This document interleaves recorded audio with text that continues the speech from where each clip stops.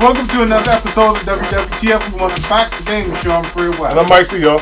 Hey, today on the show, we're going to be discussing violence in video games. Especially with them taking a game called Hatred off of Steam, and then they put it back on. Now, Hatred, we did a review on one of our shows. Gave it a pretty high rating. But for people to complain so much about this game, for Steam to take it off and then put it back on, is ridiculous. Right. And joining us today to talk about it all, our good friend Harold. Hey guys, thanks for having me again. What's the deal with them saying that Hatred is too violent? I don't believe it's too violent. People are going to complain about games anyway, but I think what grabbed this out there versus the other violent games was the main concept of it. You know, it's not like a casualty killings like in your Call of Duty or your Grand Theft Auto. The guy just wants to destroy the world. He hates the world that much. And he goes out and does these killings, and the game is an isometric view, then it shows the killings up close. Well, it's no graphic than any other game out there, even available on Steam or on console, and it granted an adults-only rating.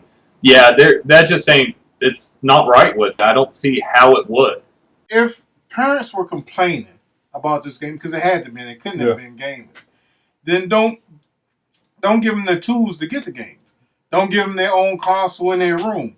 Don't give them an iPad. Don't have a computer in their room. Don't have an Xbox or a P4 or whatever in your room for you to access these games to mess it up for gamers like myself. And I'm an adult. Right. I don't need nobody else telling me that what game is too violent and what game I cannot play. I mean, it's absolutely ridiculous, Harold. Yeah, and the whole violent game scenario started back in the 90s, if you all remember. One of the very first games that started the ratings system, the ESRB, if I'm not mistaken, was Mortal Kombat 2 when that came to the Super Nintendo. Now, take a look at Mortal Kombat 1 on the Super Nintendo. They took out all the fatalities. They turned into a Street Fighter, pretty much, a glorified Street Fighter. And then finally, Acclaim, they kept hounding Nintendo, and then finally its rating system came out. Well, the rating system is there for a reason, for parents to monitor what games their kids play. I've seen parents buy their 13-year-olds Grand Theft Auto, and it's way worse. I mean, as we discussed over the phone, the scene Grand Theft Auto 5 where they introduced Trevor, where he's in an adult situation with this girl when they introduce him, that's way more violent in context than what Hatred is shown. And it's still out there, and it's not rated adults only. I think the controversy was brought over to spike the sales of the game when they put it back on. On the flip side of that, they don't know that controversy sells games. It does. It really does. Because it makes it like a little taboo when you're saying, I can't get this game because it's too violent or something like that. You're like, oh man, I got to see what everybody's talking about. Why is this game so violent? I want this thing much more. It was the GameCube version, the Sony PlayStation version, and the Xbox version. There was a game called BMX Triple X. Yeah, I remember that. Yeah. If a game deserved an adult rating, that one would be it because of the video scenes of the strippers in the game. But the game itself is just a BMX clone. In fact, Matt Hoffman had his name on it until they put the adult content in it. Then he got his name out of it, and you got the finished product. But, and parents kept their kids away from that game because, of the nudity. And now it is a sought-after title if you can find it. But going back to the violence of video games, I mean, shit, there's far worse out there than what is in that game that's out there. It was just taken off to spike sales. Yeah, especially, what's going on today. I mean, and it's absolutely ridiculous. Now, this may be a little bit anal, but every video game has violence in it. I mean, you can go all the way back to Mario Brothers. Now, see how sweet and innocent that game is? How cartoony that game is? But when he step on them mushrooms and them turtles, where do they go? They get shut out. They go to turtle heaven. So if you want to be anal about it, every video game has violence in it. There's not one game that doesn't have any violence in it. Except I say something like pinball or some type of sport game. But even with that, today's game, you get hurt. Yep. That has violence in it, simulated violence in it.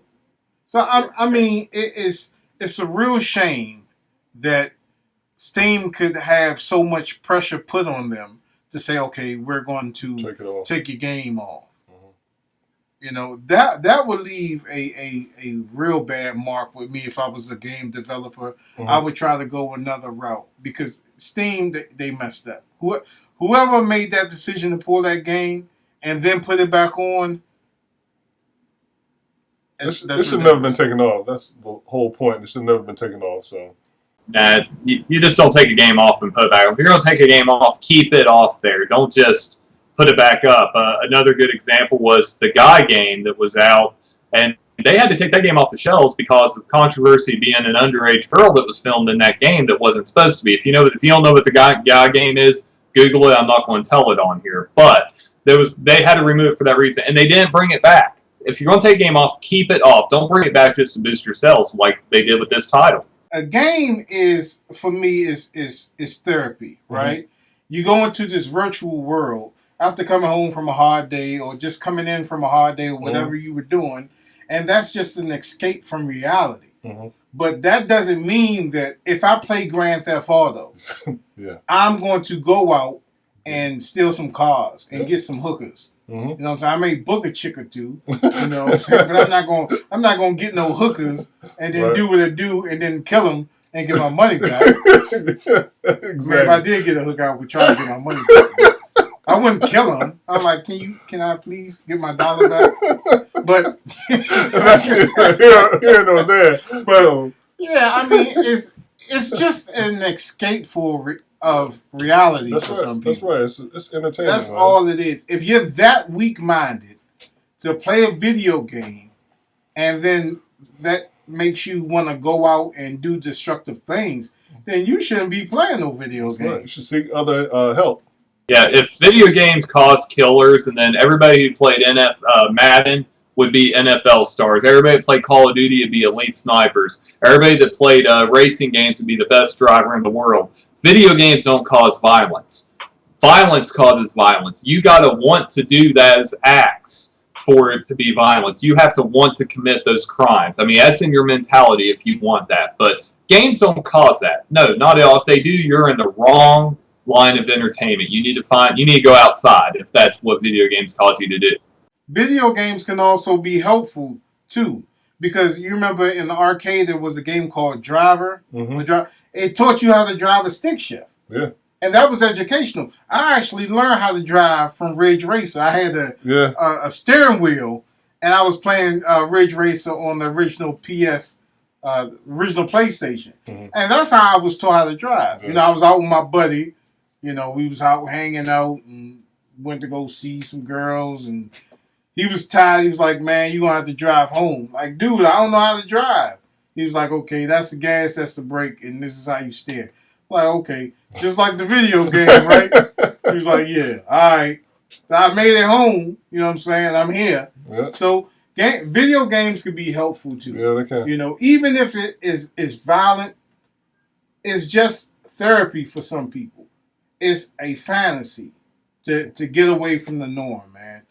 But Steam, we're going to give you a 0 out of 5 for doing that, man. But the developers, they made money on that. I would believe so, because now it's a hype game. If you know about Hatred, go check it out. If you got a PC that can run it, it's a pretty good game. It is a pretty. You'll have a fun time with it. So, Harold, real quick, your predictions for E3 this year? I'm sort of biased, but I definitely want to see a new Zelda game be announced. I would love to see that. They've been talking about this open world Zelda on the Wii U to bring back like what the first Zelda was on the NES or Ocarina of Time or Link to the Past. Just an open world adventure. That's what I'm screaming for. And with that and a new Metroid, we need a new Metroid game. I mean, the Other M on the Wii.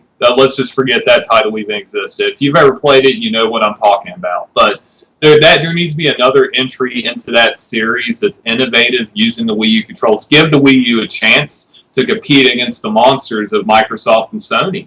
And going on for the newer, speaking of the current gen systems, is the PS4 and the Xbox One. I would love to see some type of adventure game that breaks away from what they're doing now, just something completely different. I don't have a name in mind because nothing's caught my eye that I knows what's coming out. I just need, I want something to be out there for all the gamers to get together and be like, hey, this is not like Call of Duty. Let's play it and give it a chance. Okay. All right, but that's all the time that we got. Thank you, Harold, again for coming on the show, man. Oh, you're very welcome. We'll see you next time on WWTF One Fact. The Gamer Show.